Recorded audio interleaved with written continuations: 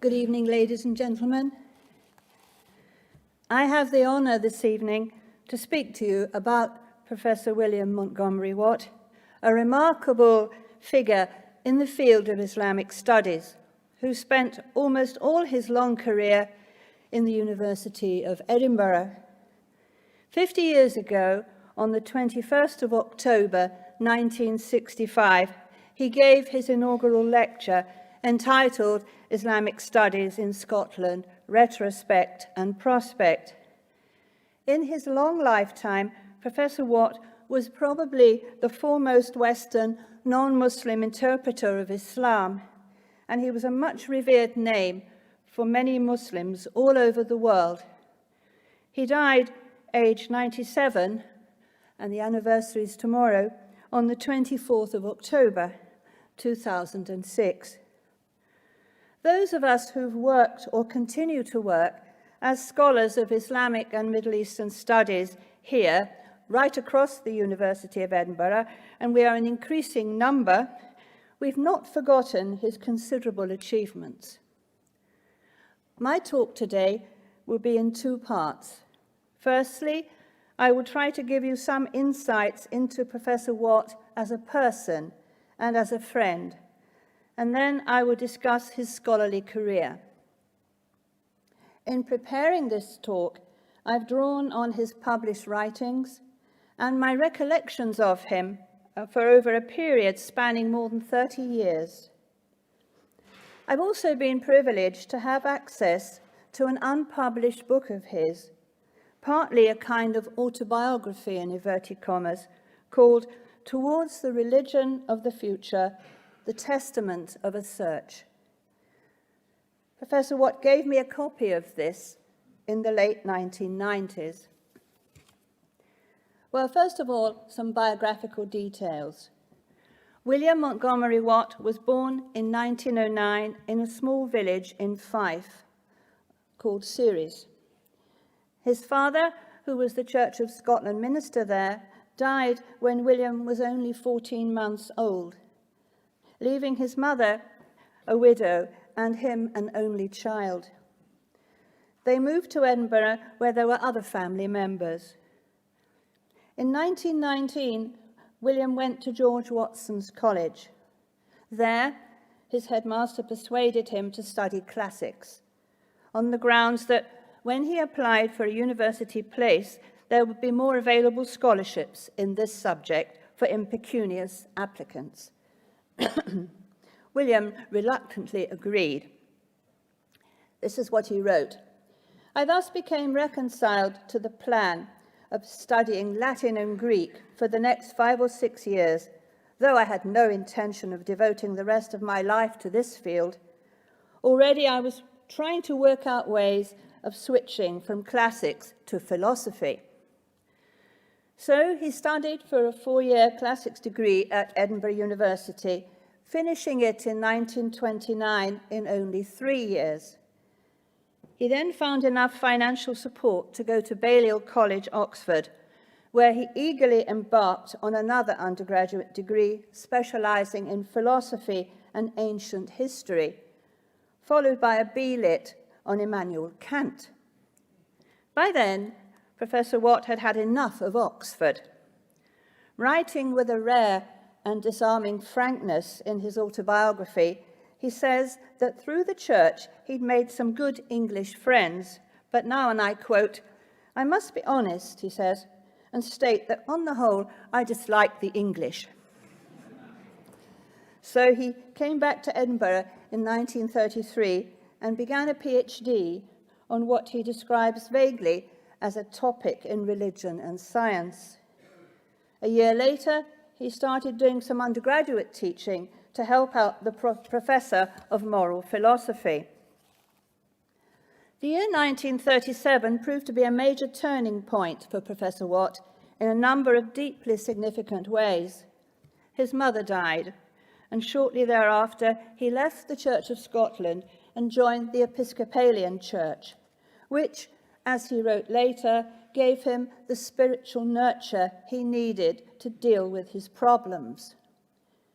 His bereavement was followed by 2 other pivotal events.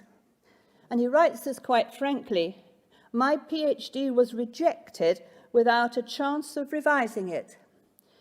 And he also published his first book, a vigorous critique of pacifism, called "Can Christians Be Pacifists?" Also in this year, which proved so momentous for Professor Watt, he met and befriended K.A. Manon, a veterinary student from what later became Pakistan. Professor Watt describes him as a keen and argumentative Muslim of the Ahmadiyya sect. He took this young man in as a lodger and had lengthy conversations with him about Islam. In 1938, he went south again. He studied at Cuddesdon Theological College outside Oxford and was ordained in the Episcopalian Church a year later. Back in Edinburgh, he then served as curate of Old St. Paul's Church for 2 years and began a serious study of Arabic with Richard Bell, an original but still undervalued scholar of the Quran, who was teaching Islamic studies at Edinburgh. Professor Watt then started a PhD on a subject well suited to his interests and abilities. This was entitled Predestination and Free Will in Islam. In 1943, he married Jean Donaldson and finished his PhD. An important new stage of his life then began. In January 1944, he went to Jerusalem as chaplain to the Anglican bishop. He was still there when Jewish terrorists blew up the King David Hotel in 1946, but he was afraid to stay there after that. And this period of 2 years in Jerusalem was the only prolonged stay he ever spent in the Middle East. In his autobiography, he writes that he'd found Jerusalem disappointing because he had not had proper contact and discussion with Arab Muslim scholars. But he never forgot his sojourn in the Holy Land.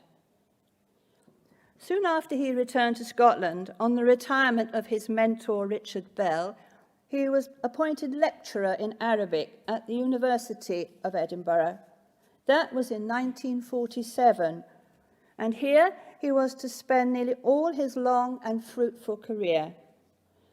He was awarded a personal chair in 1964, and he retired from his post at the university in 1979.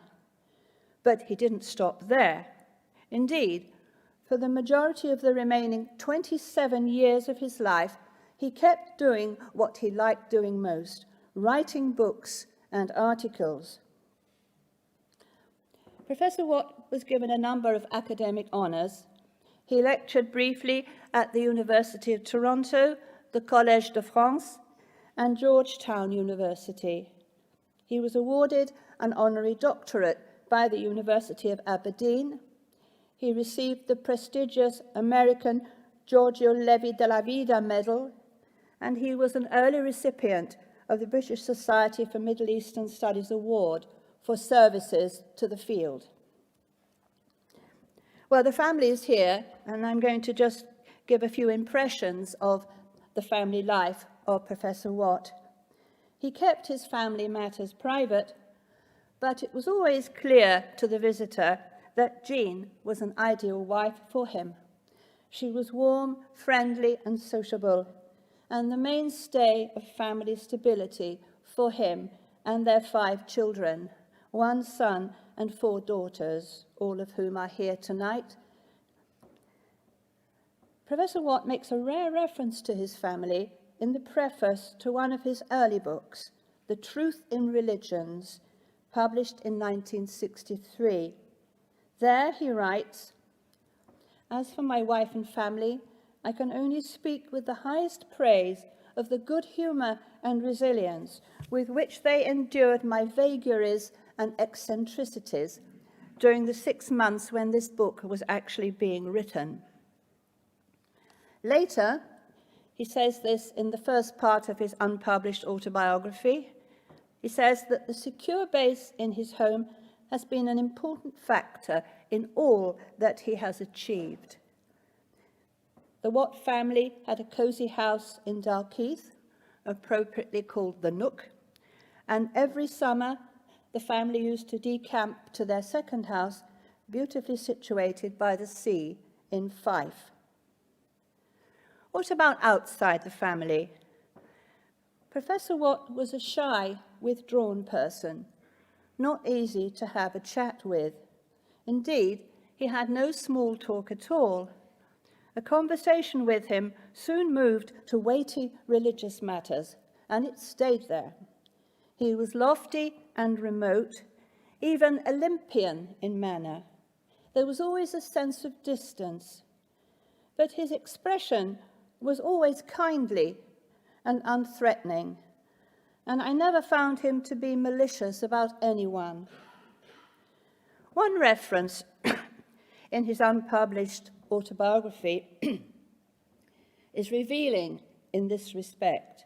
There he writes, "I sometimes shrink from meeting other people in a friendly, open way because I'm afraid of some sort of rejection." Being the only child of a lonely young widow and spending most of his childhood with grown-ups must have contributed to his introspective and inhibited social manner. In his autobiography, he's disarmingly frank about his first years at the university as a lecturer in Arabic and Islamic studies. He writes, "I had to produce a 4-year honours course in Arabic without ever having been through such a course myself as a student." He remarks that fortunately, in his first year of teaching here, there were no students in the 3rd and 4th years of the course. And let me quote his own words, "I was broken in gradually and my Arabic improved somewhat." By the 1970s, while I was doing my PhD here, Professor Watt was well launched into building up Islamic studies at Edinburgh, not through increasing the undergraduate intake, which was small, but by agreeing to supervise large numbers of doctoral students from the Arab world and Pakistan. These students were drawn to Edinburgh because of his stellar publishing reputation. Although he had a famously light touch, perhaps seeing them once a term, they were very happy to say that they were working under his supervision. And on a personal note, in 1979, on his retirement, he handed over to me the responsibility for 14 of these students who were in the middle of their doctorates. They came from Iraq, Saudi Arabia, Kuwait, Turkey, and Pakistan. Professor Watt's reputation lingered on after his retirement. Indeed, it was because of him that the University of Baghdad chose the University of Edinburgh as the best place in the UK in which to endow a new Iraq Chair of Arabic and Islamic Studies, an event which we are celebrating during this weekend. When I travelled to the Middle East, Pakistan, and Malaysia in the 1980s and 90s to attend conferences or give lectures, it would be true to say that I found the reputation of Professor Watt to be nothing short of legendary in these countries. I was frequently asked, "Do you know Professor Watt?" After I had said yes, many doors were opened to me, and I was bathed, as it were, in his aura. All the Muslim academics I met praised him to the skies for what he'd done for Islamic studies. What happened after his official retirement? Quite simply, as I've already said, he went on writing. And it was in this period of his life that I got to know him. I had seen him in passing when I was a postgraduate here, but I never actually worked with him because I joined the academic staff of Islamic and Middle Eastern Studies as a junior lecturer in 1979 after he'd just retired. But for the next 20 years or more, I would, at his request, visit him regularly for coffee in his home several times a term, We would then talk for an hour or two. During my many visits there, he would talk about his publications, his future projects, and most of all, his ideas on many aspects of religion. As I indicated earlier, he did not gossip or reminisce. He rarely came into the University of Edinburgh. Indeed, I met him only once in the department when he attended an afternoon seminar. He appeared to be fast asleep throughout the event, but when the speaker's talk ended, he was the first to ask him a question, and a very penetrating question it was too. However, in his study at home in the mornings, when I visited him, he was always very alert, right through his 70s and 80s. Let me share with you a few memorable moments I spent with him. One such occasion was a visit of the eminent German scholar of Islamic studies, Anna-Marie Schimmel, who held chairs simultaneously at Harvard and Bonn. That was the only time that Professor Watt visited our house in Edinburgh. We watched incredulously as he and Schimmel had a really good time. Her full-blown eccentric personality broke down his usually shy manner. They were both very relaxed, ever more so as most of a bottle of malt whisky was gradually consumed by the two of them without any outside help during the evening. In any case, on the subject of whisky, Professor Watt was a true Scotsman. My husband Robert and I gave him a bottle of malt whisky for his 90th birthday present, and we attended his party. He wrote us a charming letter of thanks, which I've kept. Speaking of the whisky, he said in the letter, "Though my sense of taste is now somewhat impaired, I get a good flavour from it, and I'm thoroughly enjoying it." So life for Professor Watt was not just grim tussles with metaphysical issues, thank God. And then one day in the late 1990s, he suddenly said to me, "I've been thinking I'd like to give my personal library to Edinburgh University. Would you please be my executor and organise this for me?" This was a marvellous surprise, and indeed, over 900 volumes of his were donated to Edinburgh University Library soon afterwards, and they're housed here as the Watt Collection.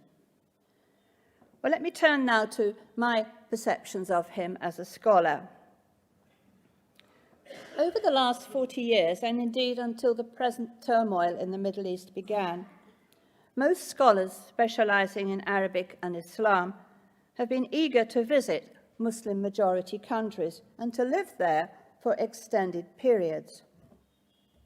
Not so with Professor Watt and many of his European contemporaries. Such men were, to use the German term, Stubengelehrten, armchair scholars. Apart from a few visits to occasional conferences, they kept at a safe distance from the Middle East, South Asia, and beyond. That led to an overriding emphasis on texts rather than on other roads to knowledge, such as personal experience, residence in Islamic countries, fieldwork, and discussions with Muslims on the spot. Inevitably, therefore, this resulted in a somewhat rarefied, intellectualized approach. In the field of Islamic studies, Professor Watt's output was colossal, ranging from popular introductory books to scholarly monographs. He published a phenomenal 29 books and literally hundreds of articles and book reviews. Of the books, 21 are about aspects of Islam and the Muslim world. One is a translation from Arabic of parts of a treatise called the Book of Demonstration, written by Eutychius, a 10th century bishop of Alexandria, the one in Egypt. And his other books are about Christianity and religion more generally. He was very pleased that a good number of his books were translated into other languages. In 1948, he published his first book on Islam. It was his PhD thesis entitled Free Will and Predestination in Early Islam. This heralded the beginning of one of his abiding academic preoccupations, the study of Islamic theology. Early in his career, he focused especially on the career of the Prophet Muhammad. For these writings, he made a close analysis of the original Arabic sources. As a result, 2 books were published, Muhammad at Mecca in 1953 and Muhammad at Medina in 1956. The second of these, I find, is a particularly impressive work on Muhammad as the founder of the first Muslim community, the Ummah, and as a lawmaker.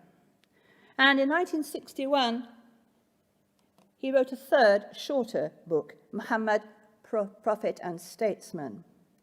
It's these 3 books on Muhammad that have made him so famous in Muslim-majority countries. He was always aware of what Muslims might think and how they would feel when non-Muslims write about Islam and their prophet.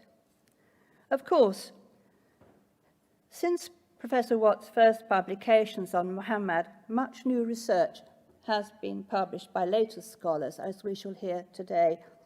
Later scholars who were not as scrupulously concerned as Professor Watt was about whether Muslims approved or disapproved of what they wrote.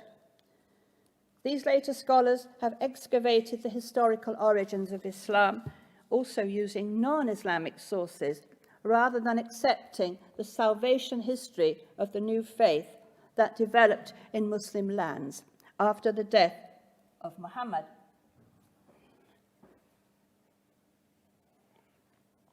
Professor Watt saw part of his brief as setting out to correct the deep-rooted negative images of Islam and Muhammad that had prevailed in Europe since the crusading period particularly. In his 1961 book, Muhammad, Prophet and Statesman, he emphasizes the Abrahamic foundation of Islam and its links with Judaism and Christianity. He writes, Islam is a form of the religion of Abraham, a form, too, well suited to the outlook of men whose way of life was closer to Abraham than that of the bulk of Jews and Christians. Later, in his autobiography, Professor Watt sums up his lifelong approach to Muhammad as follows. From an early date, I held that Muhammad must have been sincere. It is unthinkable that a great world religion should have been based on imposture or falsehood. However, Professor Watt was not always afraid to experiment with new schools of thought and methodology. Quite early in his academic career, in 1961, he published a book called Islam and the Integration of Society. In this work, influenced by Max Weber, Professor Watt uses sociology and economic history to interpret the beginning of Islam. But the book had little impact. As the great German scholar of Islam, Joseph van Es, said, I quote, "The book remained a call in the wilderness. There was not much discussion of it and almost no attempt to carry it forward." So, in any case, Professor Watt did not follow up this particular approach. A useful book of his is The Formative Period of Islamic Thought, published in 1973. This outlines with admirable lucidity the major developments in Islamic theology from the death of Muhammad until around the year 950. He also translated the spiritual autobiography of the great medieval Muslim scholar Al-Ghazali, and he followed that with an excellent study of Al-Ghazali for the general reader entitled Muslim Intellectual. At the time of Professor Watt's death in 2006, Timothy Wright, the chief executive of Edinburgh University Press, wrote the following words to Jean Watt.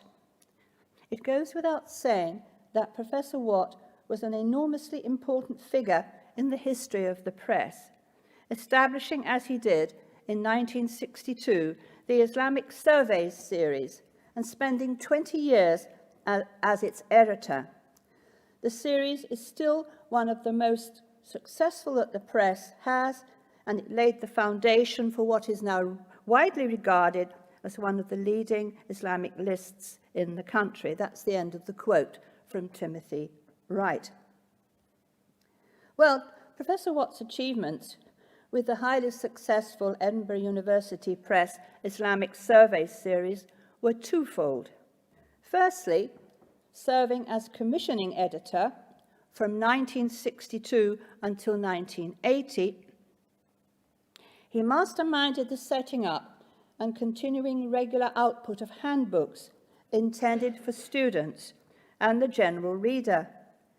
He judged this, rightly in my view, as an important aspect of an academic's work. And secondly, he practiced what he preached. He showed the way by writing 7 books of his own in this series, which proved to be very popular and useful in the classroom. Inevitably, in all these 7 books, he was not equally sure-footed. He was less at ease with historical subjects, such as a history of Islamic Spain or the influence of Islam on medieval Europe, where he mostly summarized the work of other scholars. On the other hand, he was on his home territory when writing the other 4 books in this series, which were fine, short overviews of Islamic thought, with titles such as Islamic Philosophy and Theology, Islamic Political Thought, and Islamic Creeds. Professor Watt's Edinburgh University Press books have sold phenomenally well. The present Islamic editor at the press, Nicola Ramsey, tells me that it's fair to say that from the 1960s until now, at least 25,000 to 30,000 copies of Professor Watt's books have been sold. A truly wonderful achievement. And those figures take no account of the somewhat left-handed compliment which publishers in South Asia have paid him over many decades, pirating his books and selling them at a fraction of their original cost.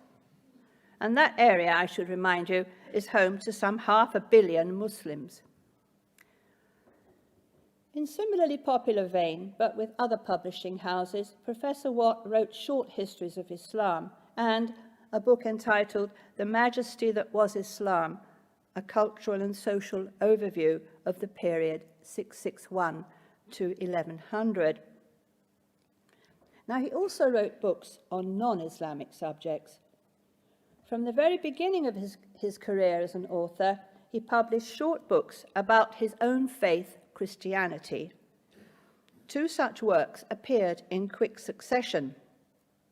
The Reality of God in 1957, and The Cure for Human Troubles, a statement of the Christian message in modern times, published in 1959. These are evangelical tracts. In his autobiography, Professor Watt mentions, rather ruefully, that he had published books outside the field of Islamic studies, though, and I quote, "they have received much less attention than my books on strictly Islamic subjects." This frank admission proves true especially for his writings on Christianity, which earned him very little praise, and indeed were on occasion turned down later in his retirement by publishers, such as the Society for Promoting Christian Knowledge, who had published some of his books in the past. I should also mention one late work entitled Islamic Fundamentalism and Modernity, published in 1989 when he was 80. This concerned current issues to do with Islam in the modern world. It made little impact. Then, in 1991, he brought out the book Muslim-Christian Encounters, Perceptions and Misperceptions. In it, he covers the first contacts between Eastern Christians and Muslims in the 7th century, and he brings his account right up until the Salman Rushdie affair. The American Muslim scholar Mahmoud Ayub, in his review of this book, whilst saying that Professor Watt's discussion adds nothing new, describes it nevertheless as engaging, lucid, and fair. Right to the end, therefore, Professor Watt manages to clarify material that is little known to the reading public in the West.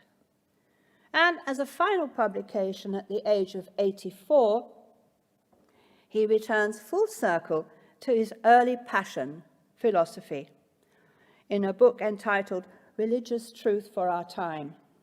Here, he examines grandiose topics such as the limitations of human thought and language, the nature of truth, and the impact of the new global order. Despite the wide range of topics covered in his vastly prolific writings, deeply entrenched views, certain of these remained constant. Long before the recent wave of Islamophobia in the West, he advocated the necessity of dialogue with Muslims, not demonization of them. He doubted the appropriateness of conversion and felt that those of all faiths should collaborate in friendship to stem the tide of materialism and secularization. In my last few conversations with him, he expressed opinions almost exclusively the same as those which he had held when I first met him. But now, in his extreme old age, they had become even more urgent for him. In particular, he said to me how much he wished that Christians could accept the prophethood of Muhammad. Already in 1988, he had written the following: "I consider that Muhammad was truly a prophet, and I think we Christians should admit this." He deeply regretted the fact that whilst Christians could share without difficulty the monotheism of the first line of the Muslim Shahada, the profession of faith, that which says, "I testify that there is no God but God," but they were unable to accept the second half of the profession of faith, "I testify that Muhammad is the messenger of God." He also often mentioned that the Islamic emphasis on the uncompromising oneness of God had caused him to reconsider the Christian doctrine of the Trinity, a doctrine which is vigorously attacked in the Quran as undermining true monotheism. Influenced by Islam, with its 99 names of God, each expressing a special attribute of God, Professor Watt returned to the Latin word persona, which meant a face or mask, and not individual as it now seems to mean in English. And he formulated the view that a truer interpretation of the Christian Trinity would not signify that God comprises three entities. For him, the Trinity represents three different faces of the one and the same God.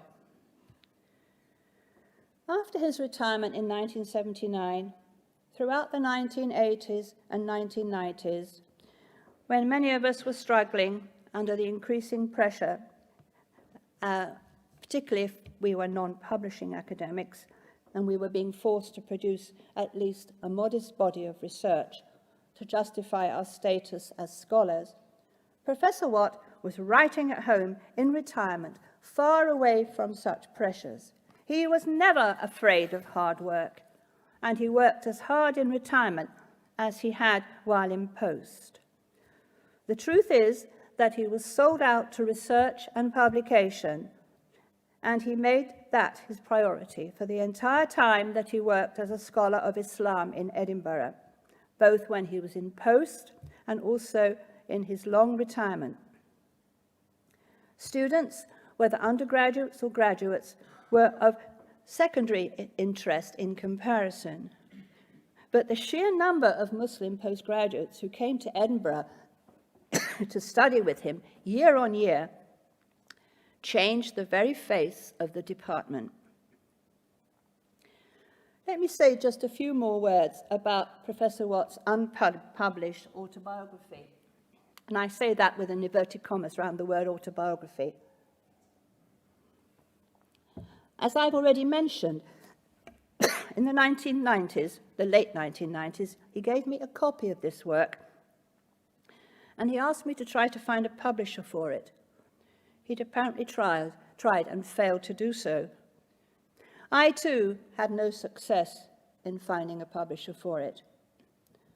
The fact of the matter appeared to be that he was a highly successful and prolific, world-famous scholar of Islam, but he also wanted to be recognized in Christian matters, and this recognition was simply never accorded to him. So this personal memoir of his, which is not exactly a traditional autobiography, but is more an account of his long spiritual and intellectual journey in search of religious truth, this autobiography has remained unpublished. Much of its content, such as chapters on religion and science and his encounter with sociology and psychology, are very outdated now. But the document contains a number of very interesting insights into his personal development and his thinking about Islam and Muslim-Christian relations. The work is in two parts. The first part was completed around 1974 and contains valuable autobiographical remarks. The second part, written later, I'm not quite sure when, but I suspect in the late 1990s, the second part is philosophical in tone and is almost entirely about his views on Christianity. Indeed, he wishes this second part to be exemplary rather than personal. I quote, "I have deliberately kept the autobiographical element to a minimum, since I felt that much of what I was saying was not just my own ideas, but had a measure of objective truth." In a sense, I have always felt that in this work, Professor Watt wanted to chart the stages in his own spiritual development in a way similar to that adopted by Al-Ghazali, or perhaps even St. Augustine. In his advanced old age, he still cared about the Israel-Palestine issue, and he said that he'd become increasingly convinced that there can be no lasting solution to the Palestine problem which does not bring in all three religions for which Jerusalem is sacred. And to the last, he had not forgotten his 2-year stay in Jerusalem all those years ago. So it was thoroughly appropriate that the church collection at his funeral was given to medical aid for Palestinians. Above all, he wanted a rapprochement between Christians and Muslims. At his funeral service, as well as 2 readings from the Bible, part of chapter 6 of the Quran was read out in English translation. Professor Watt believed in dialogue, in which he himself had long played the role of facilitator. A twofold dialogue, held on the one hand between him and his own non-Muslim society in order to promote understanding of Islam and Muslims, and on the other hand, an interfaith dialogue between Christians and Muslims. In his discussions, he was never polemical. Professor Van Es describes him as, I quote, intellectually detached from both religions while continuing to practice one. And Professor Watt himself writes, "While adhering to scholarly standards, I have been as sympathetic as possible to Islam. This approach is apparent above all in his writings about Muhammad." In his autobiography, he speaks of a reality underlying religious experience. Whilst there's no exact way of translating a Christian doctrine into Islamic terms and vice versa, he writes, "I'm convinced that the same reality underlies the experience of both religions." Time alone will tell whether this insight proves prophetic. But for now, it's clear from the size of the audience gathered here that Professor Watt is accepted in his own land and that his memory is celebrated here. In the present climate of Islamophobia, his example, and above all his writings, have much to teach us and inspire us. Thank you.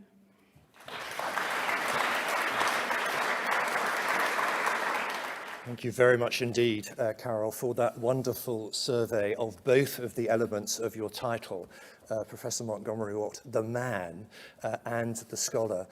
The man, of course, what a challenge to have a PhD rejected without any opportunity of revision. It's almost as if the rest of his career is a kind of revenge, establishing that he could more than do it in that sense.